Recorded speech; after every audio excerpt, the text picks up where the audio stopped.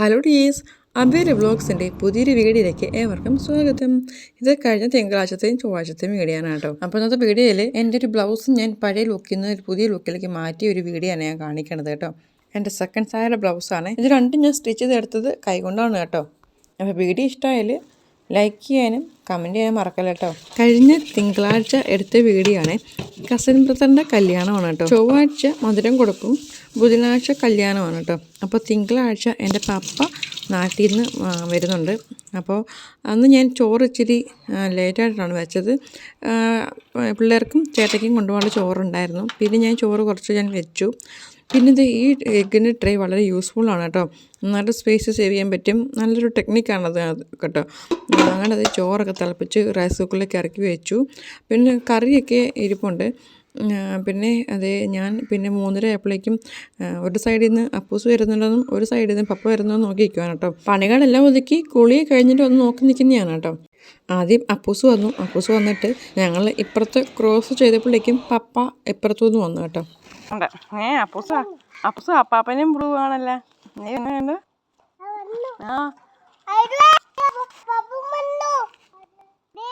അപ്പൂസിന്റെ അപ്പാപ്പൻ അപ്പൂസിന്റെ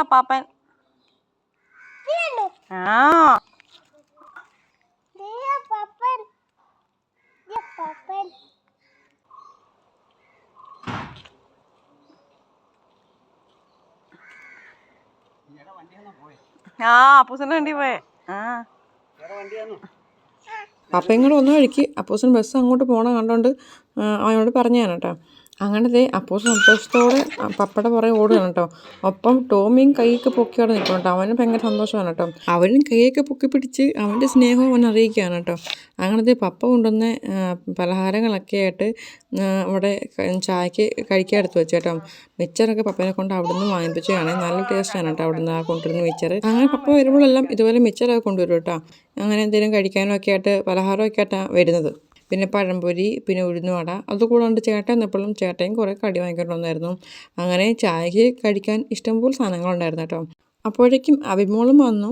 പിന്നെ ഇത് നമ്മുടെ അപ്പൂസിൻ്റെ സ്ഥിരം ശീലം, അവൻ ബാഗിൽ നിന്ന് അവൻ്റെ ടിഫിൻ ബോക്സ് എല്ലാം തുറന്ന് കാണിച്ച് അതൊക്കെ അടുക്കി വെച്ച് എനിക്ക് കിച്ചണിൽ കൊണ്ട് തന്നു കേട്ടോ കഴുകാനായിട്ട്. സ്കൂളിൽ നിന്നായിട്ടാണ് കൊടുക്കുന്ന ചോറൊക്കെ കഴിപ്പിച്ചിട്ട് വരുന്നത്, അല്ലെങ്കിൽ അങ്ങനെ കഴിക്കൊന്നുമില്ല കേട്ടോ. അങ്ങനെ അത് ചായ കുടിച്ച് കടികളൊക്കെ കഴിച്ചു. പിന്നെ ഇതേ എൻ്റെ സെക്കൻഡ് സാരിയുടെ ബ്ലൗസാണ് കേട്ടോ. അപ്പോൾ കല്യാണത്തിന് സെക്കൻഡ് സാരി കൊടുക്കാൻ വേണ്ടിയിട്ടാണ്. ആകെ ഒരു പ്രാവശ്യം കൊടുത്തിട്ടുള്ളൂ കേട്ടോ. കല്യാണം കഴിഞ്ഞിട്ട് ഏതോ ഒരു പെരുന്നാളിന് പോയപ്പോൾ മാത്രം കൊടുത്തതാണ്. പിന്നെ കൊടുക്കണത് ഇപ്പോഴാണ് കേട്ടോ. അപ്പോൾ ഞാൻ അതിന് വേണ്ടിയിട്ടുള്ള കുറച്ച് 2 ലേസ് വാങ്ങിക്കൊണ്ട് വന്നേ. അപ്പോൾ പപ്പേനെ കാണിച്ചിട്ട് പപ്പയുടെ അഭിപ്രായം ചോദിച്ചിട്ട് വെക്കാമെന്ന് വിചാരിച്ചിട്ടോ. എന്നാലും പപ്പ പറഞ്ഞു സ്റ്റോണിൻ്റെ മാത്രം വെച്ചാൽ മതി എന്ന് പറഞ്ഞേ. അപ്പോൾ ഒരു സൈഡിൽ ഞാൻ സ്റ്റോണും ഒരു സൈഡിൽ ഞാൻ ലേസും വെച്ച് നോക്കിയിട്ട് അപ്പോൾ രണ്ടും എനിക്ക് ഇഷ്ടപ്പെട്ടു കേട്ടോ. അപ്പം മമ്മി വിളിച്ചപ്പോൾ എൻ്റെ അമ്മ അഭിപ്രായം പറഞ്ഞു രണ്ടും കൂടെ വെച്ചാൽ നല്ലതെന്ന് പറഞ്ഞു. അങ്ങനെ ഞാൻ തുടക്കം ഇട്ട് വെച്ചു. പിന്നെ സമയം കിട്ടിയില്ല കേട്ടോ. പിറ്റേ ദിവസം ചൊവ്വാഴ്ച രാവിലെ അപ്പൂസിനെ സ്കൂളിൽ വിട്ടു. അഭിമോൾ സ്കൂളിൽ പോയിട്ടോ. അപ്പോൾ ഉച്ചയൊക്കെ ആകുമ്പോഴേക്ക് അഭിമോളെയും അപ്പൂസിനെയും കൊണ്ടുവരാമെന്ന് വിചാരിച്ചു കേട്ടോ. അപ്പോൾ ചേട്ടയും ഉച്ചയ്ക്ക് വരും. ഞങ്ങളത് അപ്പൂസ് സ്കൂളിൽ പോയി. രാവിലെ പാലപ്പവും ഗ്രീൻ പീസ് കറിയായിരുന്നു കേട്ടോ. നല്ല പൂ പോലത്തെ നല്ല മുരിഞ്ഞ അപ്പമാണ് ചുട്ടത് കേട്ടോ.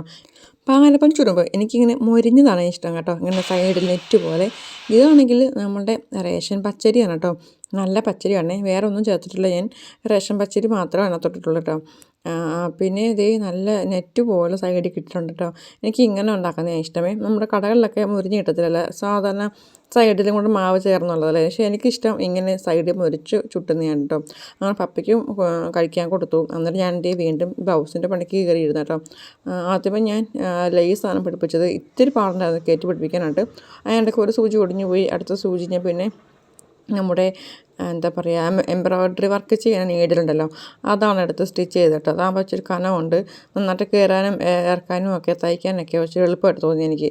അതുകൊണ്ട് നമ്മുടെ എംബ്രോയ്ഡറി നീഡിൽ കൊണ്ടാണ് ബാക്കി ഞാൻ സ്റ്റിച്ച് ചെയ്തത്. അങ്ങനെ ലേസൊക്കെ എല്ലാം ഒരു വിധത്തിൽ കഷ്ടപ്പെട്ട് ഞാൻ തുന്നി പിടിപ്പിച്ചെടുത്തു കേട്ടോ.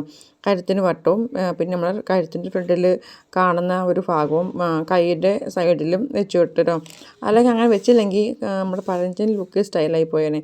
അപ്പോൾ ഞാൻ അങ്ങനെ ലേസ് ഫുൾ വെച്ച് കഴിഞ്ഞപ്പം നല്ല ഭംഗിയുണ്ട് കാണാൻ കേട്ടോ. എന്നാലും അതിൻ്റെ കൂടെ ആ സ്റ്റോൺ ലേസും കൂടെ വെക്കുമ്പോൾ നല്ല ഭംഗിയായിരിക്കും, ഒരു എടുപ്പ് കിട്ടും. ആ ഒരു ഷേപ്പിൽ നമുക്ക് ലേസ് വെച്ച് കൈകൊണ്ട് സ്റ്റിച്ച് ചെയ്താണെങ്കിലും എടുക്കാൻ ഇത്തിരി പാടാണ് കേട്ടോ. അങ്ങനെ ഒരു വിധത്തിൽ ഞാൻ ആ ഒരു കഴുത്തിലുണ്ടായ സ്റ്റിച്ച് ചെയ്തിരുന്ന ആ ഒരു ഷേപ്പിൽ തന്നെ ഞാൻ സ്റ്റിച്ച് ചെയ്തെടുത്തു കേട്ടോ.